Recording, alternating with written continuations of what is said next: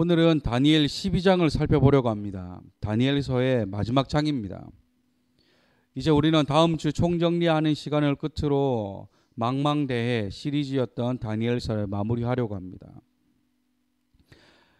오늘 다니엘서 마지막 장인 12장을 살펴볼 텐데, 이 12장을 연구하고 준비하는 과정에서 한 가지 의문을 가지고 연구를 시작했었습니다. 그것은 과연 하나님께서는 다니엘서 마지막인 12장에서 무엇을 말씀하시고 싶으실까 였습니다. 무엇을 말씀하시고 싶으실까. 대부분의 책이 그렇지만 책의 마지막 부분에서는 결말과도 같은 말을 남기기 마련입니다. 다시 말해 글을 쓰는 저자가 끝부분에서는 글을 읽게 될 청중들에게 하고 싶은 말을 함축적으로 요약해서 말을 하는데, 과연 하나님은 다니엘서를 끝내는 12장에서 다니엘서를 읽게 되는 우리에게 무엇을 말씀하시고 싶으실까라는 것입니다. 우리가 지금까지 다니엘서를 살펴보면서 참 많은 교훈을 배웠고 수많은 사건과 수많은 역사적 흐름들을 살펴보았습니다. 포로로 끌려온 다니엘과 세 친구를 시작으로 다니엘과 세 친구가 왕이 주는 음식을 거부한 것을 시작해서 느부갓네살 왕의 환상, 사자굴에 던져지게 될 위기에 봉착했던 다니엘, 그리고 하나님께서 다니엘에게 보여주신 사건, 왕들에게 보여주신 꿈들, 나라가 망하고 세워지는 사건들까지 여러 가지 일들을 우리가 경험했습니다. 흔히 우리가 다니엘 하면 두 가지 장면만 떠올리기 마련입니다. 아마도 하나는 다니엘의 세 친구들의 풀무불 사건과 사자굴에 던져진 다니엘의 모습일 겁니다. 그러나 다니엘서 전체를 다루면서 때로는 이해하기 쉬운 말씀으로, 때로는 다소 이해하기 어려운 말씀으로 우리를 교훈하셨습니다.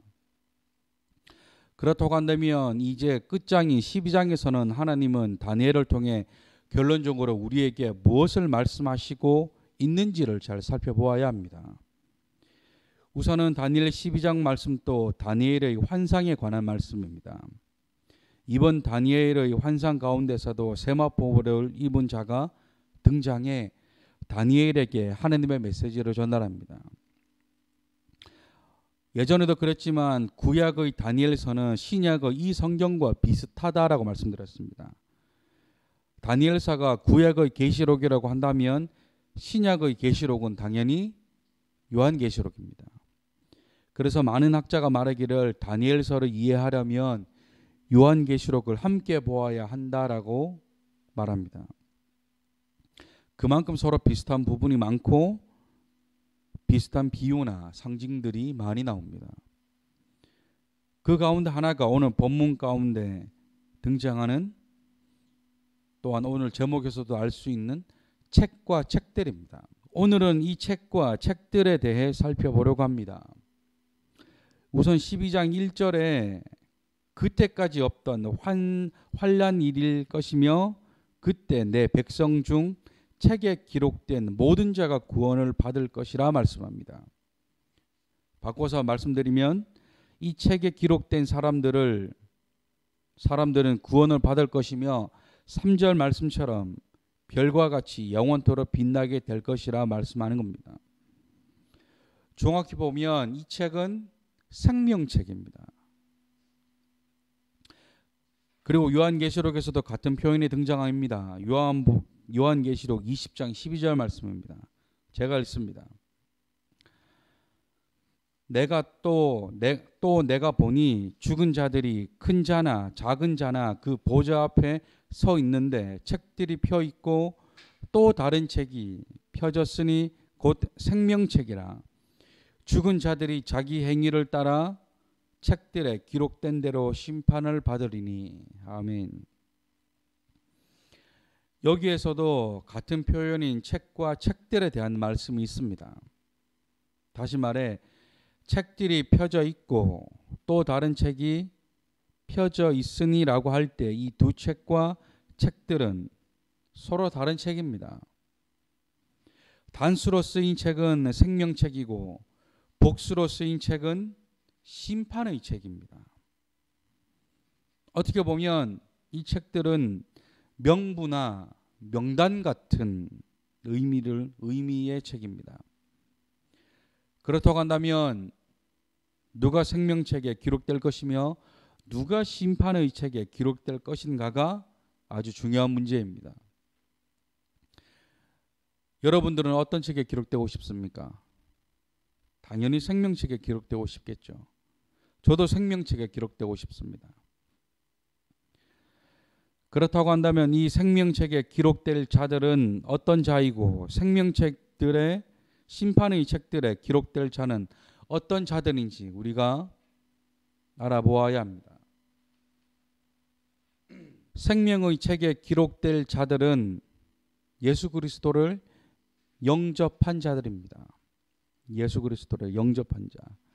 다시 말해 예수 그리스도를 내 삶의 주인과 구세주로 받아들이는 자들이 생명책에 기록된다는 것입니다.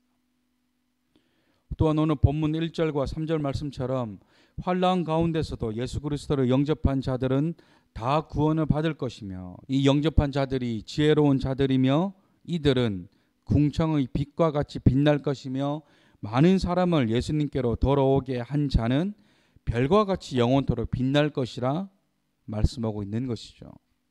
세상 사람들은 지혜롭기를 원합니다. 똑똑해지고 싶지 않은 사람이 없겠죠.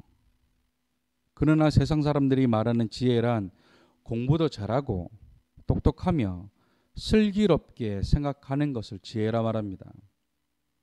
그러나 성경에서는 분명히 지혜로운 자는 예수 그리스도를 영접한 자라고 말씀합니다.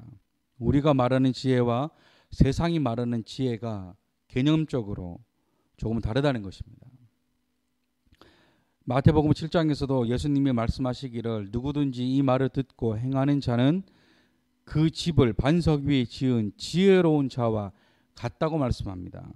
다시 말해 지혜로운 자는 자신의 집을 반석 위에 지은 자라 말씀하는 것이며 이 반석은 예수님을 말씀하시는 겁니다. 그래서 종합해 보면 생명책에 기록된 사람들은 지혜로운 자들인데 이 지혜로운 자는 예수 그리스도를 영접한 사람들입니다. 하나님께서 다니엘 12장의 말씀을 통해 앞으로 오실 예수 그리스도를 영접한 자가 지혜로운 자라는 사실을 말씀하고 있는 것이며 그런 사람이 하늘의 별과 같이 빛날 사람이라 말씀하고 있다는 것입니다. 예전에도 말씀드렸지만 우리나라 국민 가운데 교회를 한 번이라도 출석해 본 자의 숫자가 무려 75%가 넘는다는 통계가 있습니다. 그러니까 우리나라 국민의 3분의 2가 한 번쯤은 교회를 다 다녀본 적이 있다는 것입니다. 이 숫자는 정말 어마어마한 숫자입니다. 이 정도 숫자라면 한 나라의 국교가 될 수 있을 만큼 많은 숫자입니다. 그러나 지금은 이에 절반도 못 미치는 숫자만큼 교회를 출석하고 있습니다. 정말 이런 통계를 볼 때마다 마음이 아픕니다. 그런데 한편으로 생각해 보면 나도 그렇게 될 수 있다는 생각도 해보아야 합니다. 이들이 여러 가지 이유로 교회를 떠나 세상으로 갔지만 나 역시 이들처럼 세상으로 떠나갈지 모른다는 사실을 항상 인지하고 있어야 한다는 것입니다. 예전부터 하나님께 기도하고 소원했던 것 중 하나가 있는데 그것은 우리 가정이 나아가 우리 가문이 하나님을 떠나지 않는 것입니다. 어릴 적 온 가족이 교회에 와서 예배드리는 모습이 너무 부러웠습니다. 그러면서 한 가지 부러움 섞인 기도로 하나님께 기도드렸던 것이 하나님, 저도 저렇게 온 가족이 하나님을 예배하길 원합니다 라는 기도를 하나님께 드린 적이 있습니다. 그러자 하나님은 그 기도를 응답해 주셨고 저희 가정은 예수님을 우리 가정의 주인과 구세주로 영접하며 살아가고 있습니다. 그러나 방심하면 안 되는 것이 언제 우리가 하나님을 떠나게 될지 모른다는 것입니다. 사단은 우리가 하나님과 멀어지기를 원합니다. 그래서 수많은 걱정과 염려와 공격으로 우리와 하나님 사이를 이간질하며 하나님과 우리를 멀어지게 하려고 합니다. 이 공격을 조심하셔야 합니다. 바라는 것은 저와 여러분들 모두가 하늘의 생명책에 기록된 자가 되기를 원합니다. 그리고 먼 훗날 하나님 품에 갈 때까지, 또한 하나님 품에 갔을 때에도 하나님께 지혜 있는 자였다는 칭찬을 듣게 되시는 저와 여러분들이 되시기를 주님의 이름으로 축원합니다. 그런가 하면 심판의 책들에 기록될 자들은 예수 그리스도를 믿지 않는 자들입니다. 믿지 않는 자들. 성경에서 예수님을 믿지 않는 자들을 가리켜 죽은 자라고 표현합니다. 그리고 이런 자들을 가리켜 많이 쓰는 표현 중에 하나가 두 번째 사망이라는 표현을 많이 씁니다. 두 번째 사망. 육체도 나이가 들면 죽죠. 또한 하나님과 관계가 끊어지면 영적으로도 죽는 것입니다. 그래서 죽음이 두 번이죠. 그래서 예수 그리스도를 영접하지 않는 자들을 두 번째 사망이라는 표현으로 말씀하고 있기도 합니다. 관계가 끊어졌다는 것은 하나님과 상관없는 자가 되었다는 것입니다. 그리고 그것을 죽은 자라고 표현하고 있다는 것이죠. 바꾸어 말하면 하나님과의 관계가 끊어지면 죽는다고도 극단적으로 표현할 수 있다는 것입니다.